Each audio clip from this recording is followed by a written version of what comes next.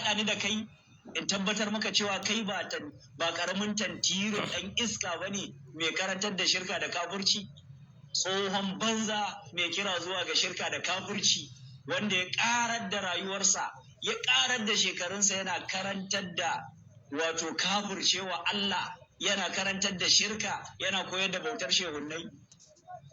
Ni fa na gaya muku daidai nake da duk wani ɗan iska fa, na rantse muku da girman Allah. Wannan shi ake ce ma Baffa Hotoro ko?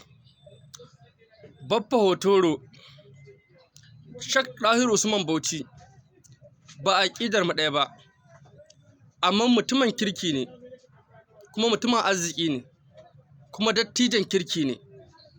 Kana mai wannan munar zagi. Shi kasan zagi ba a zuwa makarantar shi. Don haka muna roƙon Allah ya tsine ma albarka. Baffa Hotoro, Allah wulaƙanta ka. Baffa Hotoro, Allah ya ƙasƙantar da kai. Allah ya tsine ma zuri'arku waɗanda suka rasu shekara 100 a baya, da waɗanda za a haifa a cikin zuri'arku nan da shekara 100 masu zuwa. Ubangiji Allah wulaƙanta su.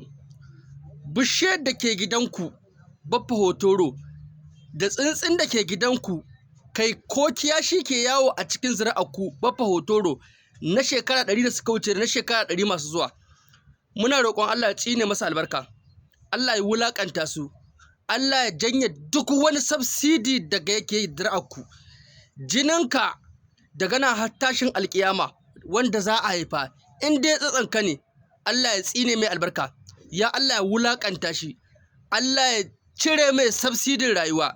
Ɗan iska, mutumin banza, kafiri, arne, wawa, jaki da ƙiƙi. Karatun da kai bai ma amfanin komai ba. Sakaran banza, wawa da ƙiƙi, ɗan tinkiya. Uwarka ta asara haihuwarka, Baffa Hotoro.